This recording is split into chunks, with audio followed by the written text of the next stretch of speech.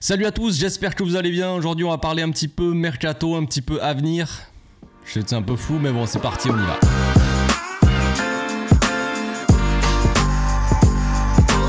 Au passage, n'hésite pas à nous rejoindre si c'est pas encore fait et à partager la chaîne autour de toi, ça fera plaisir à ton. Donc, vous le savez bien, les rumeurs mercato, tout ça, c'est toujours assez... j'ai pas le mot là, comme ça, c'est pas forcément délicat, mais c'est souvent du vent, voilà.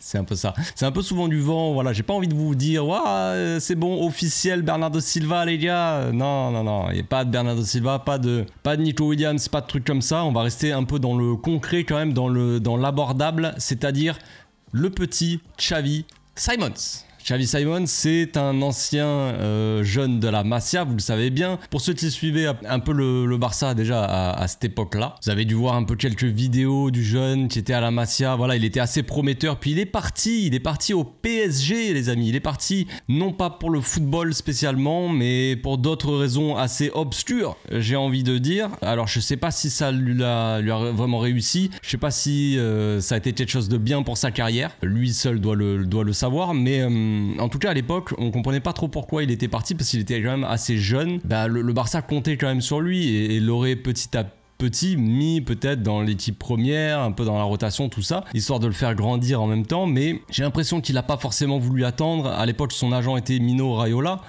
qui n'est plus parmi nous, mais du coup voilà, on sait que Mino Raiola, ça passait pas trop avec le Barça, il y avait eu des histoires avec Zlatan et tout, donc je sais pas si vraiment l'agent était non plus très chaud qu'il reste. On connaît un peu les agents comme ça aussi, ils aiment bien faire les affaires, voilà, et avec le PSG à mon avis il y avait pas mal de bif à la clé, donc voilà, je pense que c'est pour ça, je vois pas pourquoi un jeune de la Masia qui est prometteur, qui a tout l'avenir devant lui, qui est prédestiné comme ça à monter en équipe première, partirait comme ça du jour au lendemain dans une équipe où voilà, il n'a pas forcément d'affinité. Enfin, le PSG ça n'a rien à voir avec lui. Donc voilà. Bon après voilà, il a joué au PSG un petit peu, pas vraiment beaucoup, puis il a été beaucoup prêté. Et maintenant, ce qu'on a comme nouvelle en fait, c'est la nouvelle qui est sortie, c'est que Xavi Simons aurait envie de revenir au Barça. Ça fait je crois quand même quelques temps qu'il y a quelques petites rumeurs comme ça. Alors ça reste des rumeurs, on sait pas. J'ai pas le numéro de Xavi Simons, je vais pas demander frérot, est-ce que t'as envie de revenir au Barça, est-ce que c'est vrai? Malheureusement je n'ai pas son nume, mais voilà, on l'a vu dernièrement en plus à Barcelone, il traînait, il faisait beau, il était en train de boire un coup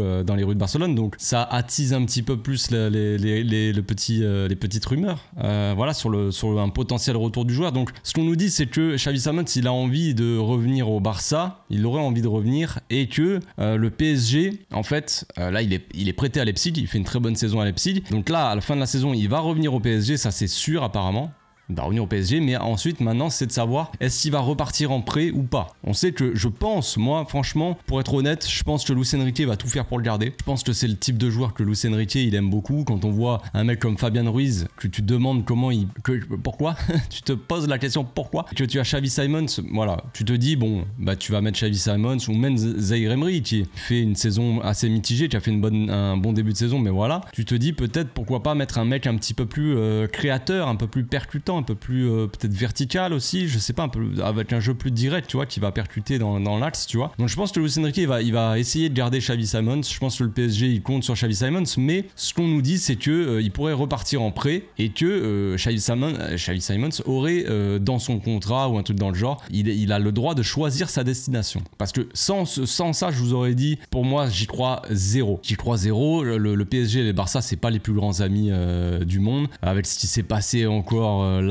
avec le match et tout, non pas qu'il y a eu des scandales, mais bon voilà, je pense qu'ils ont mal pris le fait qu'on fasse des trucs, des visuels. Bon, t'as plus le droit de faire des graphiques pour promouvoir un peu, pour faire monter un petit peu le truc dans les matchs de Ligue des Champions, mais bon bref, ça c'est un détail. Mais bon, les deux clubs sont pas forcément des clubs amis non plus, même si la relation s'est un peu arrangée ces derniers temps. Je pense pas que le PSG ait spécialement envie de prêter Xavi Simons au Barça, qui est potentiellement un futur concurrent en Ligue des Champions, parce qu'on sait qu'on les affronte quasiment tous les ans, le PSG. Ces derniers temps c'est soit le Bayern soit le PSG, donc voilà. Si vraiment dans son contrat il a une clause qui dit que c'est lui qui choisit sa destination et qui veut être prêté au Barça, eh ben le PSG a pas trop le choix de le prêter au Barça. Donc je vous parle de Xavi Simons parce que pour moi c'est quelque chose de faisable, parce que ça reste un prêt. Évidemment le Barça pourra pas l'acheter parce que le PSG voudra pas le vendre tout simplement. Maintenant si c'est un prêt ça peut être différent. Je pense que c'est faisable. On a Joao Félix qui est en prêt, vous connaissez un peu Joao Félix, vous avez vu la saison de Joao Félix. Félix. Il y en a certains qui sont pour, qui restent. Moi, c'est pas mon cas. Joao Félix ne m'a pas convaincu. Je pense qu'il a convaincu pas grand monde au final depuis qu'il est arrivé à l'Atlético. Il n'a pas forcément convaincu les fans de l'Atlético, il est à la Chelsea, il n'a pas forcément convaincu les fans de Chelsea, il est arrivé au Barça, il n'a pas forcément convaincu les fans du Barça non plus, donc est-ce qu'il va convaincre quelqu'un un de ces jours?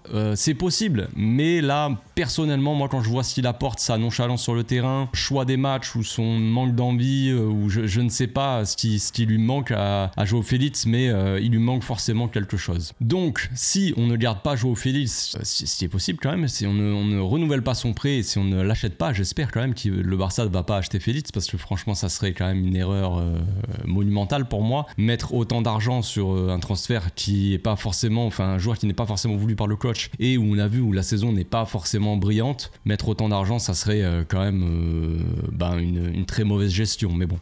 On verra ça cet été. Donc Xavi Simons, est-ce qu'il est vraiment comparable à Joao Félix? Je dirais pas que c'est le même profil que Joao Félix non plus. C'est pas forcément le même style de joueur. Mais en attendant, ils évoluent plus ou moins dans la même zone. Xavi Simons, c'est un milieu de terrain offensif, quand même très offensif. Mais il peut jouer aussi ailier. Et dans ce rôle-là, alors je vous vois venir, vous allez me dire ouais mais on a besoin d'un ailier gauche. Et évidemment, la priorité déjà de ce mercato, j'en ai pas parlé, mais pour moi c'est évident. De toute façon, c'est un 6 et ensuite un ailier. Un ailier qui pourrait jouer à gauche. Un ailier gauche. Voilà. Donc la priorité, ce serait un 6, je ne sais pas qui. Et un ailier gauche, ça parle de Nico Williams. Est-ce que c'est possible ou pas? Je crois moyen, on verra dans le mercato si on arrive à revenir au 1 pour 1, si on arrive à pouvoir faire un mercato normal, digne d'un club normal de division 1.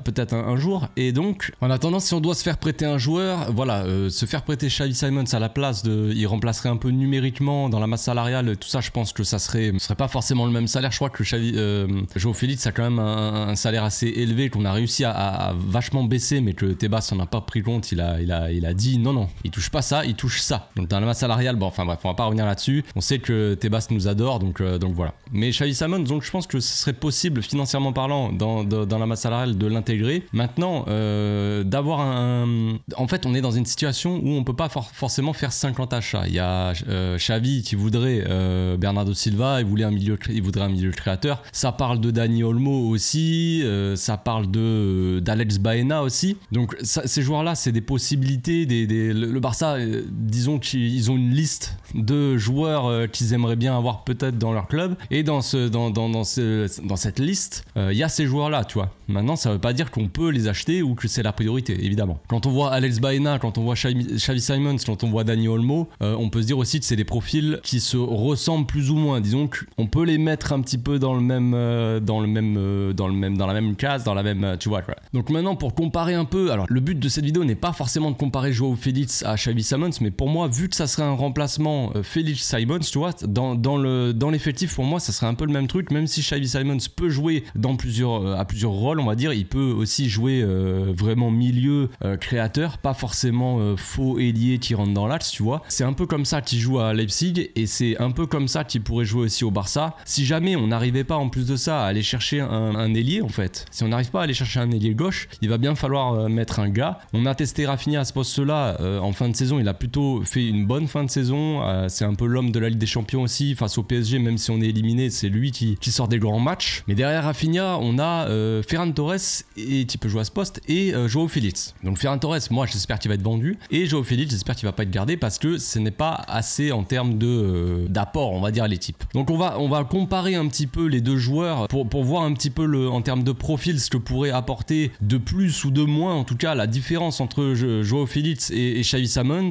Donc au niveau de la heatmap, déjà on voit qu'ils ont un peu la même zone d'activité, bon à peu près hein, évidemment. On voit que Xavi Simons a une plus large zone d'activité, sachant que la heatmap là c'est uniquement championnat. J'ai pas pris la Ligue des Champions, j'ai pas pris les coupes ou quoi, j'ai pris comme référence le championnat, et on va voir aussi pour les stats, j'ai pris comme référence le championnat, même si c'est pas le même championnat, évidemment on peut le prendre en compte, mais c'est pour voir un peu les performances plus régulières des joueurs, parce qu'on sait que les coupes c'est pas pareil. Donc on voit la zone d'activité de Joao Félix par rapport à celle de Xavi Simons. Voilà, comme je l'ai dit, Xavi Simons c'est aussi un petit peu plus un joueur d'axe, donc ça pourrait expliquer que des fois par moment il a joué axial que à gauche, il n'a pas forcément joué tout le temps au même poste, alors que Joao Félix a joué tout le temps au même poste, donc ça aussi il faut évidemment le prendre en compte. Après en termes de matchs joués, bon évidemment on voit la différence entre les deux. Joao Félix, on voit que c'est pas un titulaire indiscutable, il a joué 27 matchs, il a été titulaire 18 fois, il a joué 54 minutes par match, à la différence de Xavi Simons qui est titulaire indiscutable, qui a été titulaire 31 matchs sur les 31 auxquels il a participé, et minutes par match, donc il est à 83 minutes par match, donc vraiment un titulaire indiscutable de cette équipe, et qui sort généralement donc en fin de match. Donc c'est pas les mêmes conditions non plus. Après en termes d'attaque, bon on peut comparer, mais comme je l'ai dit, vu que c'est pas les mêmes championnats, c'est pas les mêmes défenses, c'est pas les mêmes équipes non plus. Évidemment Leipzig, ce n'est pas le Barça, les équipes peut-être craignent moins Leipzig que le Barça. On va dire quand on tombe contre une petite équipe, même si Leipzig fait une très bonne saison, c'est pas la même chose. Tu n'abordes pas de la même manière un match contre Leipzig et un match contre le Barça évidemment. Donc voilà, ça défend pas pareil en face, mais bref, les deux sont à 7 buts. Donc Joao Félix marque, on va dire, plus régulièrement, en tout cas il a mis autant de buts en moins de matchs, voilà, en moins de participation, en moins de minutes. Donc on voit que la fréquence de buts elle est plus courte forcément de Joao Félix, c'est logique. Donc ce ne sont pas forcément des gros buteurs, c'est pas des mecs qui vont stater à la mort, c'est plus des milieux créateurs en soi. Donc en termes de buts, moi je prends pas vraiment compte du truc, perso je m'en fous, je prends pas, moi je me dis si on va chercher Xavi Simons, c'est pas parce que Joao Félix il n'arrivait pas à marquer et Xavi Simons va marquer beaucoup de buts. En soi, on voit bien dans les stats que c'est pas forcément le cas. Moi, ce que j'attends d'un milieu comme ça, créateur, c'est qui crée tout simplement. Donc au niveau des passes, on est à 3 passes décisives pour Joao Félix et 11 passes décisives pour Xavi Simons. Donc bon, évidemment, comme je l'ai dit, Xavi Simons joue plus souvent et plus titulaire, tout ça, mais quand même, il y a quand même une bonne différence entre les deux. Joao Félix qui touche quand même moins de ballons aussi par match, ce qui est aussi un petit peu logique, hein, évidemment, parce qu'il a plus joué Xavi Simons et tout ça, on va pas le répéter à chaque fois, mais vous m'avez compris. Donc on est au niveau de la création, les grosses chances créées, les big chances created, ouais on est bilingue, donc Xavi Simons est à 14, et alors que Joao Félix est à 6. Grosse chance créée, on va dire, une grosse occasion quoi. Donc c'est évidemment 2 fois moins. Donc on voit que Xavi Simons quand même crée beaucoup plus, même si évidemment il joue plus souvent que voilà. Mais je pense quand même que on voit les passes clés par match. Donc ça c'est des stats par match. Xavi Simons c'est à 2,5 passes clés par match contre 0,7 pour Joao Félix. Comme je l'ai dit, je le répète, c'est pas les mêmes défenses en face, c'est pas le même championnat. Et ça il faut forcément le prendre en compte. C'est pas comparable. Tu peux pas comparer deux joueurs qui jouent pas dans la même équipe et qui jouent pas dans le même championnat évidemment, mais déjà c'est des joueurs qui jouent quand même, qui évoluent plus ou moins dans la même zone et au même poste et plus ou moins dans le même rôle. Ça nous donne quand même une idée de l'apport de chacun quoi. Donc après en termes de précision de passe, bon Joao Félix il a une précision de passe plus élevée, 84% contre 82% pour Xavi Simons. Maintenant il fait moins de passes aussi. Joao Félix il a 18 passes en moyenne par match, et 18 passes réussies, et Xavi Simons est à 34 et quelques. Donc voilà, il y a un pourcentage un peu moins élevé de la part de Xavi Simons, mais Xavi Simons fait plus de passes, ou en tout cas a l'occasion de faire plus de passes parce qu'il joue plus de minutes, etc. On voit aussi les longs ballons. Joao Félix il fait moins de longs ballons. Il a une réussite de 50%, mais ça c'est pas vraiment l'importance en soi, c'est pas forcément la réussite, c'est le combien t'en fais. La précision des longs ballons, Joao Félix en moyenne par match il est à 0,5 et Xavi Simons 1,5, donc il tente quand même un peu plus de longues balles. Bon c'est pas non plus une différence immense, hein, je vous l'accorde, mais quand même voilà. Après, on va passer à la défense. Donc, c'est pas ce qu'on attend de plus d'un gars créateur et d'un attaquant ou d'un milieu de terrain voilà, très offensif. Mais on le sait dans les matchs à haute intensité, les gros chocs, on attend une bonne attitude de la part du joueur et les efforts. Les efforts défensifs, c'est un peu ce qui a été reproché aussi à Joao Félix. Ses efforts, un peu son côté nonchalant et voilà. Donc, en termes de récupération de balles, c'est là où voilà, ça m'intéresse un petit peu. Ça, c'est par match. Donc, balles récupérées par match, Joao Félix est à 2,4 et Xavi Simons est à 5,3. Donc, vraiment, on a quand même plus de récupération de balles quand même côté Xavi Simons. Mais comme je l'ai dit, voilà, c'est pas le même championnat, c'est pas les mêmes équipes non plus en face. Mais voilà, ça montre aussi peut-être les efforts. Après, j'ai pas la stat, j'aurais aimé avoir la stat des tentatives de ballons récupérés, des efforts aussi. Je suis assez limité en termes de stats. Là, j'ai pas vraiment toutes les stats possibles et imaginables. J'aurais aimé savoir savoir en termes de pressing, les courses de pressing, avoir ces stats-là par exemple. Est-ce que Xavi Simons fait plus de courses pour presser que Joao Félix par exemple? Si on avait eu cette stat-là, ça nous aurait vraiment dit, peu importe les minutes, peu importe le nombre de récupérations, celui qui fait le plus d'efforts en tout cas. Mais là malheureusement, je ne les ai pas. Donc on va passer au dribble, parce que aussi quand on s'attend à un joueur créatif comme ça, pour un joueur créatif qui fasse des différences aussi dans les dribbles, dans la création, que ça soit donc par la passe, mais aussi donc là dans ce domaine-là le dribble. Et on voit quand même les dribbles réussis par match, on est à 0,9, donc un petit peu moins, mais on va dire un dribble réussi par match pour Joao Félix, contre 2,7 pour Xavi Simons. Donc Xavi Simons réussit 60% de ses dribbles contre 33% pour Joao Félix. Donc je le répète encore une fois, c'est pas les mêmes championnats, c'est pas les mêmes équipes en face, ça joue pas pareil, ça défend pas pareil en face, je le sais, mais c'est pour voilà, donner une idée quand même. Ensuite les duels aussi, les duels réussis.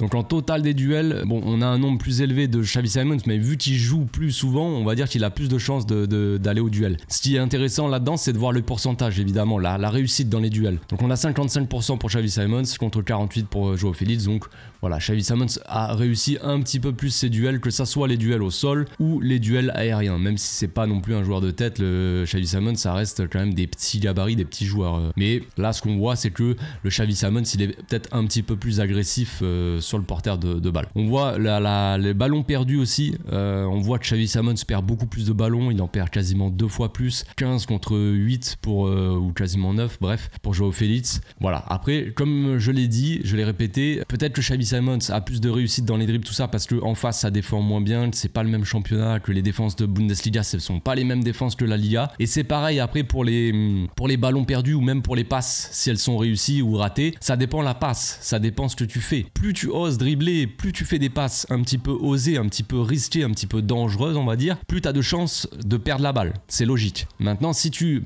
tu as un jeu, on va dire prudent, et bien plus tu vas moins perdre de ballon. Donc ça aussi, il faut le prendre en compte évidemment. Et pour finir, bon, ça c'est pas très important, mais les cartons, on voit quand même que niveau carton, Xavi Simons, il est un peu plus fourni, hein, 8 cartons jaunes. Carton jaune qui se transforme en rouge, il en a un et un carton rouge donc, contre 3 cartons jaunes pour Joao Félix. Donc on a quand même un Xavi Simons un peu plus agressif, je pense, sur le porteur. C'est ce qu'on a vu dans la réussite des duels aussi, c'est qu'un Xavi Simons, bon voilà, il va plus y aller quoi, au contact. Même si c'est un joueur plus créatif, plus offensif, il a tendance à se prendre des cartons, voilà, parce que il fait un peu plus de fautes. Et peut-être qu'il est un peu plus, voilà, donc agressif comme je l'ai dit. Donc les stats ne disent pas tout, évidemment. Là c'était pour comparer un peu les deux joueurs, parce que comme je l'ai dit, sans vouloir comparer les deux joueurs et juste pour les comparer, parce que ça m'intéresse pas forcément. Mais vu que Xavi Simons, pour moi, si on le prend en prêt, ça serait pour remplacer le prêt de Joao Félix et plus ou moins pour jouer dans le même rôle, au même poste, et bien voilà, c'est pour ça que je compare aussi un peu l'apport des joueurs. Donc pour moi, ça veut pas dire que Xavi Simons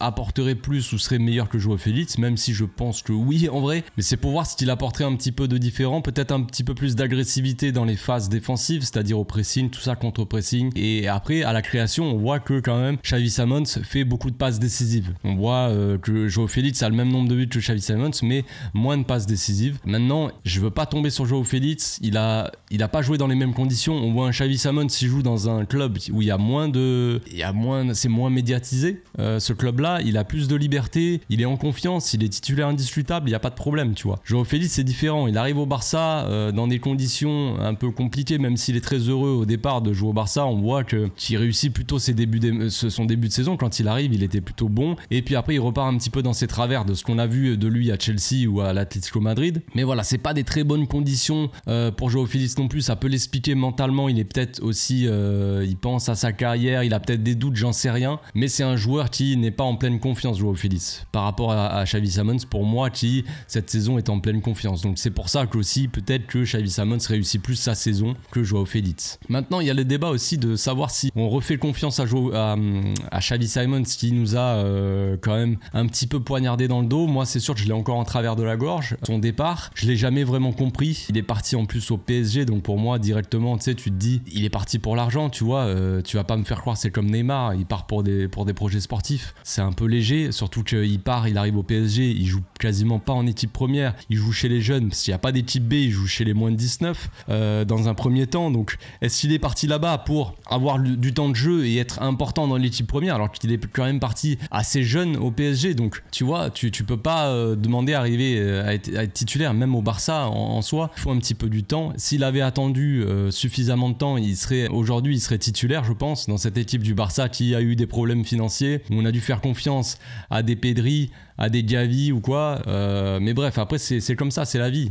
Peut-être que si Xavi Simons avait été là, on n'aurait pas pris Pedri, j'en sais rien. Personnellement, si vous me demandez de choisir le milieu de terrain créateur qu'on doit faire venir au Barça, on va tous être plus ou moins d'accord de dire Florian Wirtz, évidemment. Florian Wirtz, il va rester une saison de plus au Bayer Leverkusen. Le Barça, pour l'instant, de toute façon, ne peut pas l'acheter. Florian Wirtz, on sait que c'est un grand fan du Barça, donc on se dit peut-être un jour, si le Barça arrive à retrouver une situation financière correcte, on pourra peut-être aller sur Florian Wirtz et l'acheter. Et peut-être que ça, c'est dans un an. Qui sait? L'espoir fait vivre, j'aime bien dire ça souvent, parce qu'avec ce Barça-là, on est jamais sûr de rien. Mais se faire prêter en attendant Xavi Simons pendant un an, pour moi, ça coûte rien d'essayer. Et puis, ça peut nous permettre d'avoir un milieu comme ça créateur en attendant d'avoir potentiellement peut-être Florian Wirtz dans un an, qui sait. Mais voilà, donc comme je l'ai dit, il y en a qui vont peut-être pas vouloir son retour. Moi je me suis dit peut-être que le joueur, il s'est fait un petit peu influencer aussi par son agent à l'époque. Il était jeune, on lui a dit t'inquiète, tu vas jouer, tu vas te faire plein de thunes au PSG, tu vas partir, tu vas voir, ça va être cool. Finalement pas tant que ça. Je sais plus si c'est vrai, mais j'avais vu des rumeurs un petit peu comme quoi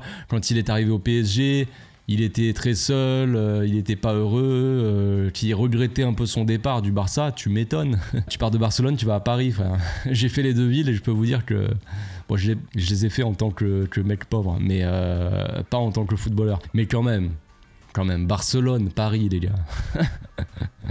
Je préfère en rire. Donc je sais pas ce que vous en pensez, mais pour moi, je pense que si c'est possible de le faire, pourquoi pas tenter un peu et essayer de retenter l'histoire avec encore une fois un ex. Le Barça qui ramène un ex à la maison. J'ai l'impression qu'on a vu souvent cette histoire ces dernières saisons. Voilà, c'est tout pour aujourd'hui, c'est tout pour cette vidéo. J'espère que ça vous a plu. On se retrouve bientôt pour une nouvelle vidéo. Je vais bientôt faire la FAQ des 50 000 abonnés. Voilà, d'ici là, portez-vous bien, passez une très bonne journée. Ciao.